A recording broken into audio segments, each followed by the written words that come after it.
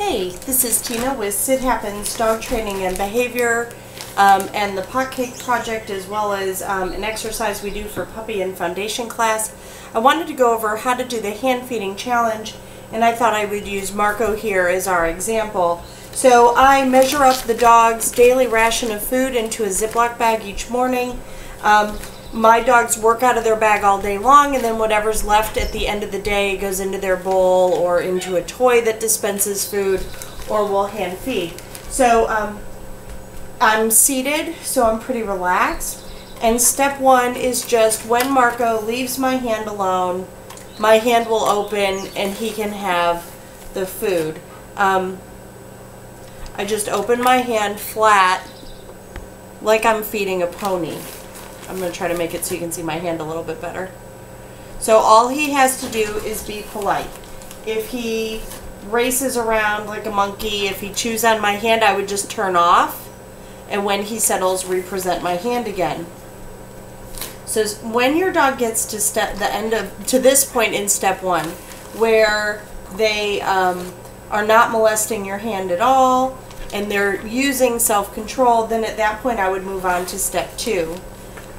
Step two is just eye contact. So all I'm going to do is leave my hand down and wait for Marco to make eye contact, and then when he does, pop my hand open.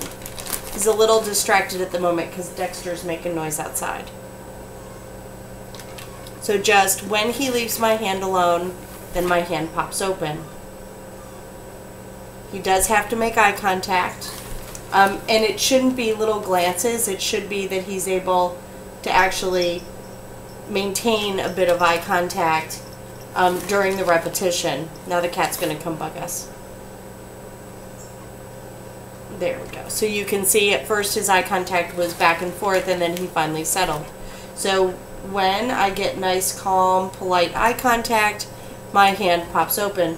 When the dog is successful at that step and just rocking along and just having an absolute great time, okay, then I'm going to move on to the food being less guarded and the dog making eye contact. So Marco's going to make eye contact. I'm going to roll my hand open. If he goes for the food, I'm just going to close my hand before he gets to it. Okay. And release him when he's allowed to have the food. Okay. So he doesn't have to make eye contact for a huge period of time. It just has to be settled. I'm not telling him to SIT or DOWN. It's entirely his choice. Okay. And he's allowed to have the food. Oh, now he's looking at the camera. What a sweet boy. Okay.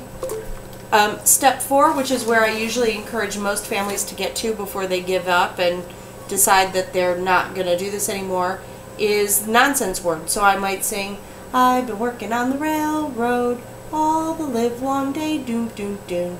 Okay. I might say my ABCs. I might, with my peripheral vision, happy birthday to you. Okay. Just work on different utterances and the dog learning that they have to listen for the word okay. So desk, table, lampshade, Houston. Okay. I might move on to exploring more difficult words. Oklahoma. Okefenokee. That was a naughty cat, wasn't it? Good job. Okay. So that Marco's having to use more and more self-control. Oops, big cough. You all right there, bud? So the food is right there. I'm going to make him wait for a moment. Okay. You can see he's not distressed. His little tail's just wagging.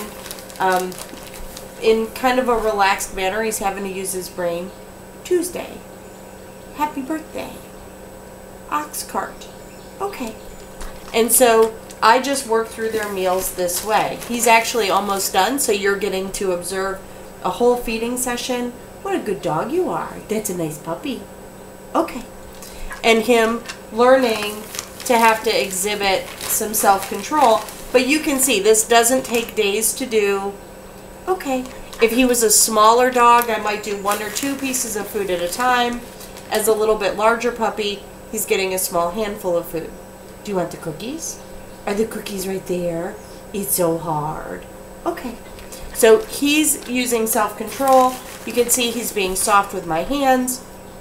We're not having any conflict. It's a bonding time. Okay.